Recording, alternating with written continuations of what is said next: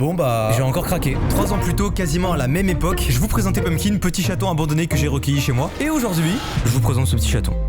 Dans cette vidéo, je vais vous raconter comment on s'est rencontrés lui et moi parce que ce soir-là, j'étais complètement rapta. Tout a commencé dans un bar en pleine soirée étudiante, le Mister avec 4 zouz avec lui. Il y en a une qui commence à me twerker dessus, je fais oh.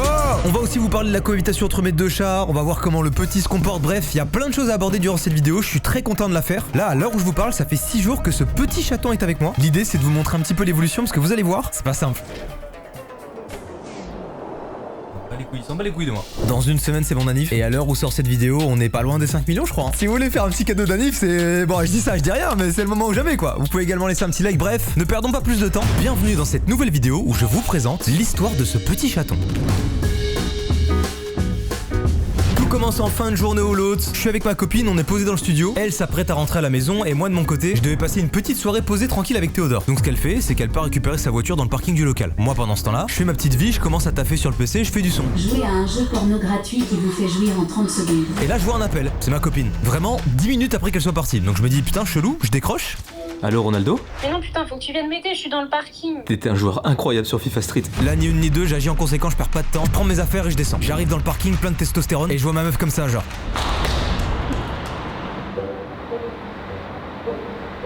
Tu veux pas attendre d'être à la maison? Je me rapproche parce que je comprends pas, qu'est-ce qu'elle fait? Et en fait elle m'explique qu'il y a 2 chatons qui sont coincés dans la voiture. Un sous celle d'Ibou, le monteur de Joyka, et un sous une voiture qu'on connaît pas. Première réflexion qu'on se fait, on sait que Ibou et Foxy, ils ont des petits chats. Donc on les appelle dans le doute en se disant, peut-être que c'est les leurs, je sais pas, ils sont montés dans la voiture, on sait pas tu vois. On les appelle et ils nous disent non c'est pas les nôtres, impossible. Mais ils décident de descendre dans le doute. En fait ils descendent pas tout seuls, ils viennent aussi avec Tom et Jordan. Au final du coup il y a Jordan, Ibou, Tom et Foxy qui descendent, on se retrouve à 6 avec un paquet de croquettes. Je sais ça fait beaucoup d'infos. Mais ce qu'il faut retenir c'est que Jordan il est...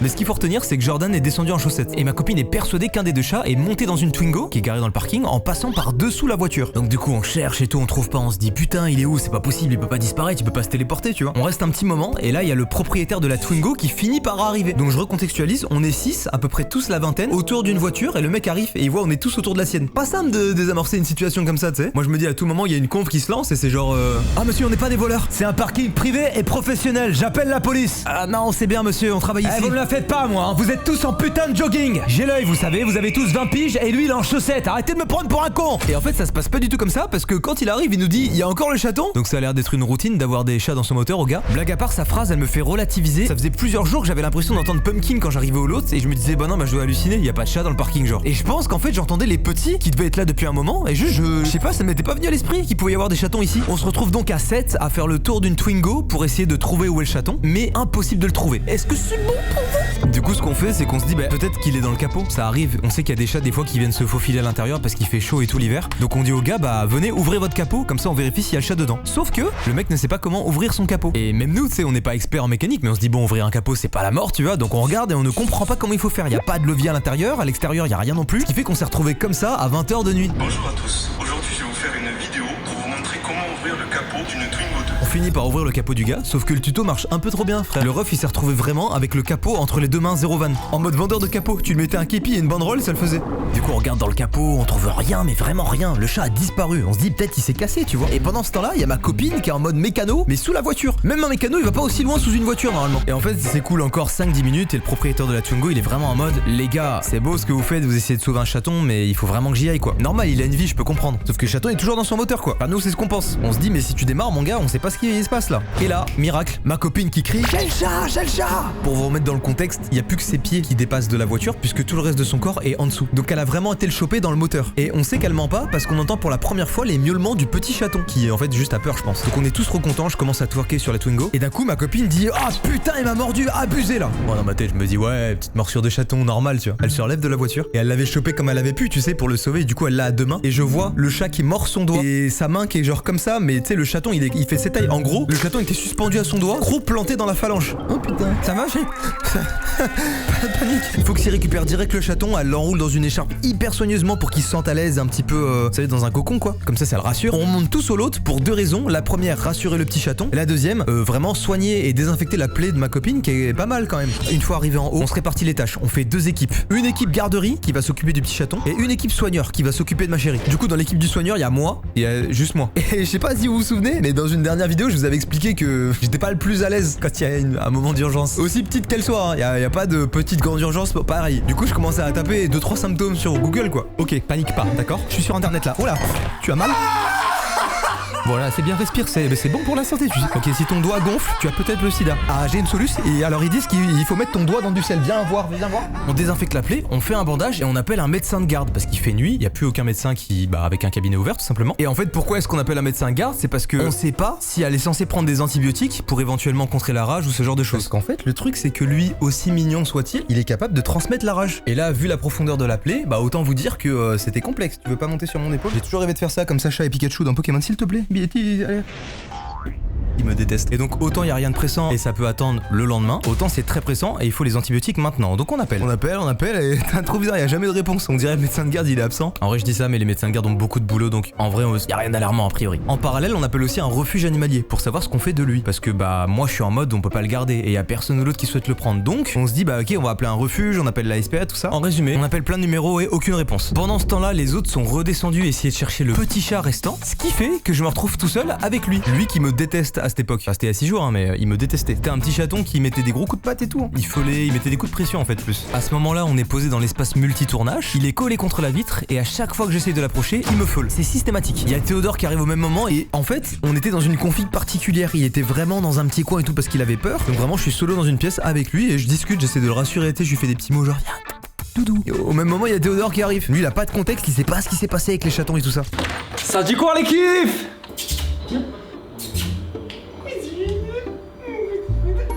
Tu parles à une mousse acoustique? À partir de ce moment-là, il y a plusieurs heures qui s'écoulent. Les gars ont réussi à retrouver le petit chaton, mais ils arrivent pas à l'attraper. Il est très bien caché, impossible. Il y a Tom qui pète son téléphone parce que en voulant essayer de récupérer le chaton, son téléphone tombe et bam, écran pété. Théodore et moi, on reste avec ce chaton pendant tout ce temps. Et justement, pendant cette petite période-là, lui, il commence à accepter le fait que je le touche tout timidement. Je lui faisais des petites gratouilles sur la tête comme ça, et il disait plus rien. Et il en venait même à ronronner. Du coup, tu sais, je commence à kiffer un peu. Genre, je me dis putain, il y a une alchimie entre lui et moi quand même. Il est très vite 23h, les gars finissent par rentrer chez eux. Impossible de rattraper le petit chaton. Il décide donc de laisser un petit bol d'eau, un petit bol de croquettes en espérant qu'il revienne et peut-être qu'il arrive à se nourrir un petit peu et qu'il ne meurt pas dans la nature parce qu'ils avaient l'air vraiment abandonnés quoi. Et on se dit, qu'est-ce qu'on fait de lui? Théodore il se sent pas de le ramener, nous on se sent pas de le laisser au l'autre. Du coup, après un petit brainstorming très court, on décide de le prendre chez nous en se disant, bon, exceptionnellement pour cette nuit il vient chez nous, le refuge nous répondra peut-être demain, mais on le prend pas. Juste il passe une nuit chez nous et on le donnera à quelqu'un ou on le remettra au refuge, on verra. On le prend avec nous, on le transporte dans un carton, on fait tout le trajet en voiture, on arrive à la maison, tout se passe bien. On met le petit dans ma salle de bain en se disant que c'est sans doute le meilleur endroit parce qu'il est ni trop grand ni trop petit, il y a des endroits où se cacher, il y a des endroits où se mettre en hauteur et tout. Donc on se dit c'est parfait, c'est exactement tout ce qu'il lui faut pour qu'il soit pleinement heureux et à l'aise. Comme ça, vous voyez, là il est très à l'aise par exemple. Un peu trop. C'est trop drôle. On lui donne un petit jaune d'œuf pour qu'il puisse manger tranquillement, avoir son apport protéiné. On lui donne de l'eau, on lui met une petite litière dans une boîte à chaussures et on se dit il a tout ce qu'il faut, on va le laisser tranquille. De toute façon, il est toujours un peu apeuré, il a pas trop envie qu'on l'approche et tout. Et après ça, s'ensuit une longue conversation avec ma copine parce que elle, forcément, elle adore les animaux, moi aussi je les adore, mais j'ai déjà un animal qui s'appelle Pumpkin, qui est aussi le sien par extension parce qu'elle s'en occupe, elle en prend soin, elle l'aime. Mais Pumpkin et moi, il y a une vraie alchimie, enfin un vrai truc, tu sais, je l'ai recueilli, c'est mon chaton, c'est mon premier vrai animal à moi et tout, donc c'est mon petit pépère quoi. Donc ma copine veut garder ce petit chaton. Moi, c'est pas que je veux pas le garder, mais c'est que je sais que Pumpkin il supporte vraiment difficilement les autres animaux. J'ai déjà eu un autre chaton par le passé et la cohabitation entre les deux s'était mal passée. Qu'en fait le souci c'est que Pumpkin il a pas été sevré par sa mère, du coup il a pas les mêmes codes sociaux qu'un chat traditionnel quoi. Par exemple quand il en a marre de quelque chose, il va pas mordre, il va lécher. Si un chat vient vers lui et qu'il a pas envie de le voir, il va le lécher. Sauf que pour les autres chatons, lécher c'est mignon. Du coup ça crée un truc où lui il dit laisse-moi tranquille, l'autre chat il kiffe et puis d'un seul coup ils se mettent à se battre, mais le chat qui venait pour kiffer il comprend pas. Aïe. Oh là là, putain, il va pas comprendre. Bah ouais. Oh là là. Mon pauvre doudou, tu comprends pas, il se fait des câlins et après il commence à te taper. C'est compliqué. Ah oui, il est bizarre, hein. Quand il boit ou quand il mange, après il gratte comme s'il était dans sa litière, on sait pas pourquoi. Il baise ma mère. Bref, c'est un délire. Il a vraiment pas les mêmes codes sociaux quoi. Et surtout, il déteste par-dessus tout les autres animaux et en particulier les chats. Il déteste. Je pense qu'il a un truc de, comme on a une relation vraiment exclusive, il est jaloux et tout. Il a peur de se faire remplacer ou que genre j'aime plus le chaton que lui, je sais pas, mais vraiment il est, faut le voir au quotidien. Et quand j'avais eu ce premier chaton que je n'ai plus, la cohabitation avec Pumpkin, elle se passait vraiment pas bien. Au bout de plusieurs mois, il y avait toujours ce truc de Pumpkin dès qu'il voyait le chat, il fuyait, il se cassait dehors, quitte à pas manger et tout. tout, genre vraiment il se laissait crever, tu vois. Du coup forcément suite à cette première expérience, je suis pas ultra emballé à l'idée de prendre un nouvel animal et que Pumpkin potentiellement se sente mal. Ma copine le comprend totalement et le conçoit, donc on se dit on le garde cette nuit, on fait en sorte que les chats se croisent pas et tout. On va voir la veto demain, on verra ce qu'elle en pense. La nuit c'est cool, tout se passe bien et tout, vraiment nickel. Le petit a fait son pipi dans sa litière, on arrive le matin, il ronronne et tout, trop cool. Encore un peu peureux par contre, il se cache, genre tu sais il veut pas trop apparaître et tout ça. On l'emmène chez le veto, la veto nous apprend que c'est un mâle. Moi je pensais que c'était une femelle, j'avais regardé, j'étais en mode bon c'est une femelle, il y a un trou. Non, je ne suis pas expert animalier. Elle nous apprend aussi qu'il a entre 1 et 2 mois. Elle nous dit que globalement il est en bonne santé, il a une tique, il a quelques vers mais bon ça va tu vois. Il est pas pucé, pas tatoué, bon bah ça c'était évident. Donc on parle vraiment d'un chat qui est à l'abandon, enfin qui vit en pleine rue. Elle dit en gros qu'on sent qu'il vivait pas dans des conditions hyper adéquates mais qu'il n'y a pas de séquelles notables. Du coup ce qui se passe à partir de ce moment là c'est qu'une fois qu'on a posé le bilan, je parle un petit peu avec ma veto et je lui explique que bah moi j'ai ce petit souci par rapport à la cohabitation entre mes deux chats et je lui demande selon elle ce qui serait mieux à faire, tu vois, ce qu'il y aurait de mieux à faire. Et concrètement elle me dit ceci: sur internet vous allez trouver tout un tas d'astuces pour faire en sorte que vos animaux cohabitent et que la cohabitation se passe bien entre les deux, à base d'odeur, de je mets un chat dans une pièce, un autre dans l'autre et puis tu ouvres progressivement machin. Elle nous dit en gros vous pouvez les essayer, mais moi je suis d'avis de les laisser faire leur vie en faisant en sorte de laisser quelques privilèges à Pumpkin parce que c'est le chat qui est là depuis le plus longtemps et du coup lui dans l'idée il s'adaptera à tout ça, comme ça Pumpkin lui de son côté il se sent pas délaissé et lui il se dit juste bah je m'adapte et puis c'est bon tu vois. Elle rajoute aussi le fait que dans tous les cas lui si jamais au bout d'un mois on voit que ça se passe mal avec Pumpkin ou que vraiment on supporte pas et tout, c'est pas dérangeant pour lui dans sa croissance et tout ça de le remettre à par exemple une nouvelle famille ou à un ami qui s'en occupera lui aussi très soigneusement et tout ça. Après bah évidemment c'est pas l'optimal, le mieux ce serait qu'il reste dans sa même famille, dans un même environnement et tout ça. Suite à ces mots, on rentre à la maison et on prend la décision de le garder et de tester, voir comment ça se passe. On effectue donc la rencontre entre Pumpkin et lui.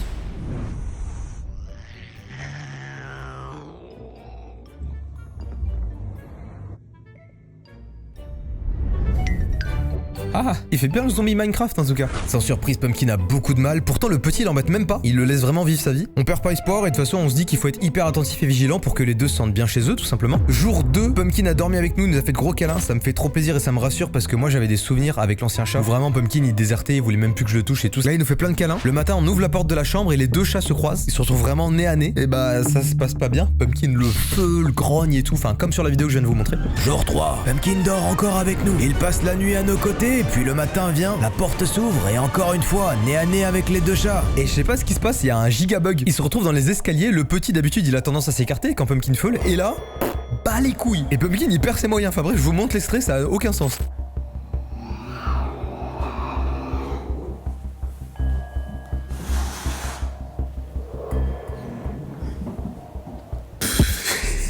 Jour 4, on ouvre la porte de la chambre, direct le petit y vient, il se retrouve en tête à tête. Et cette fois-ci, messieurs dames, au bout de 4 jours, Pumpkin ne feule pas. Il renifle le petit et il s'en va. À l'heure où je vous parle, je vous l'ai dit en début de vidéo, mais c'est le 6e jour que j'ai ce petit chaton à mes côtés. Je trouve qu'on a déjà constaté une petite amélioration, même si c'est pas des masses. On n'est plus au stade où Pumpkin grogne, on est au stade où il le regarde un peu méchamment, genre avec du mépris. Il a pas du tout envie que le petit s'approche de lui, mais j'ai l'impression que ça feule beaucoup moins déjà. Ça me surprend en venant de mon propre chat. Du côté du petit, ça y est, il est à l'aise, c'est une pile électrique, il fait que jouer, il miaule sans arrêt. C'est plus le même qu'au début. Là, très à l'aise. Ça se voit hein, d'ailleurs. C'est la première fois qu'il vient au lot, il s'en bat les couilles. Pareil, il a associé ma salle de bain à sa litière. Vous vous souvenez les premières nuits, on le mettait dans la salle de bain avec une petite litière et tout. On a enlevé la petite litière dans la boîte à chaussures, on lui a acheté une litière. Putain, elle va pas dedans, j'avais plein le cul, il chie sur mes vêtements dans la salle de bain. J'ai retrouvé une chaussette avec une grosse merde dessus. Je l'engueule, je le mets dans sa litière, il a pas envie. Je jette ma chaussette, je remonte faire mes trucs et tout ça. 3 heures plus tard, je redescends, il avait chié sur une autre chaussette, la deuxième. Il a chié sur une serviette à moi. Heureusement que je le vois, imagine, je sors de la douche, je m'essuie avec, j'ai de la merde sur le nez. Comment j'aurais kiffé? Hein? Pumpkin globalement, il l'embrouille plus, il tolère sa présence. La seule chose qu'il apprécie chez le petit, j'ai l'impression, c'est ses croquettes. Ce gros bâtard, il fait que bouffer, il a pris 5 kilos. Je suis trop curieux de voir dans quelques jours comment la situation aura évolué. J'aimerais vraiment que les deux cohabitent et tout. En vrai, je kifferais qu'ils se fassent des petits câlins, des petits bisous, mais c'est peut-être un peu trop en demander. Au moins, ce que j'aimerais, c'est que les deux se tolèrent, qu'ils puissent manger dans leurs gamelles respectives. Ce que je vous propose, c'est que là, je vais claquer des doigts. On va se retrouver 7 jours plus tard et je vais vous donner mon ressenti à chaud de comment ça se passe entre les deux. 3, 2, 1. On est une semaine plus tard, il a grandi, mais vraiment genre de fou. Qu'est-ce qui s'est passé en une semaine? Bah écoutez, il a appris à faire du feu, il travaille dans le BTP, il est maçon là. Tout le monde l'appelle Boomer parce qu'il a encore un téléphone à clapper, bref c'est... En vrai la cohabitation entre les deux chats se passe mieux que je ne l'imaginais. Quelques images mignonnes maintenant. En plus c'est Pumpkin qui vient directement se coller à Tiplouf. Par contre, quand c'est l'inverse qui se produit... Sinon il trempe toujours sa patte dans l'eau, il mange bien ses croquettes, il est en bonne santé. Je peux d'ores et déjà vous dire du coup qu'on va le garder. C'est un chaton très mignon, je suis très heureux, voilà. Retour à la semaine dernière. Bon, vu qu'on a décidé de le garder, bah forcément il a fallu qu'on lui trouve un prénom. Cette année c'était l'année d'été pour les chats. Du coup au début on commence à réfléchir, on cherche un petit peu et y a pas grand chose qui nous vienne. On vient de finir de regarder Demon Slayer avec ma copine, du coup on s'est dit vas-y Tanjiro. Sauf que ça a pas de sens tu vois. On a pensé à Twitter, à Tornade, Trou du cul. On trouvait pas grand chose. À un moment on a hésité à donner un prénom qui commence pas forcément par un T. C'est au pire on se dit bah les couilles. On avait pensé à Nekfeu par rapport au fait qu'il ressemble à un Fennec, mais aussi parce qu'il pose des putains de freestyle, c'est un truc de fou. Les poils ébouriffés, sur ma plume tel un artiste. Je gratte mais rien n'y fait, j'aime pas les lois, je suis anarchiste. Des fois je repense à ma mif, ça me peine c'est inspire. Souvenir approximatif, Fennec de 0 double de moi, je suis parti de loin. Coincé dans une voiture carrée, je suis mécanicien. J'ai du culot, j'en mets ton joint de culasse. Je suis plus doué que ton père Bruno et 30% de la populace.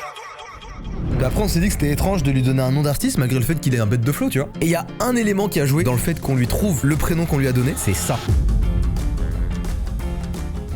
Tu bois pas du coup, mais juste tu trempes juste ta patte et c'est tout. Il trempe toujours sa patte quand il boit, mais vraiment toujours. Au début même il buvait comme ça, comme un humain frère, comme si t'allais t'abreuver genre à la source de l'eau et que tu buvais avec ta main, il faisait ça. Du coup il trempe sa patte dans l'eau, l'élément de l'eau. Quand il trempe sa patte ça fait plouf, plouf, oh. Messieurs dames, je vous présente Petit Plouf.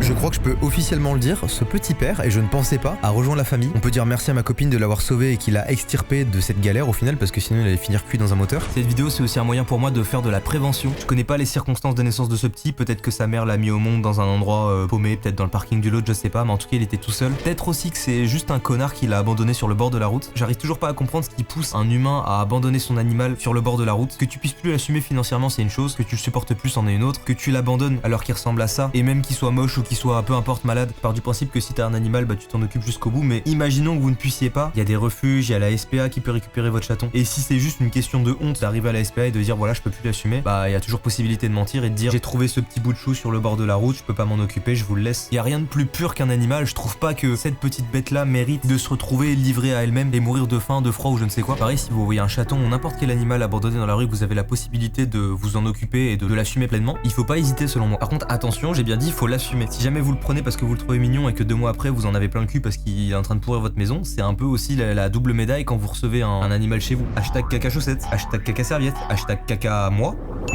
Si la vidéo vous a plu messieurs dames, je vous invite à laisser votre plus beau like et à vous abonner à cette chaîne. Prenez soin de vos animaux, même s'ils sont chiens parfois ils le font pas toujours exprès, eux ils vivent leur vie et puis voilà quoi. Je vous souhaite à tous un excellent week-end, j'espère que vous avez passé un bon moment, que ça a été un petit instant douceur. Je vous dis à très bientôt pour de prochaines vidéos, c'était Mastu et Petit Plouf, bye bye.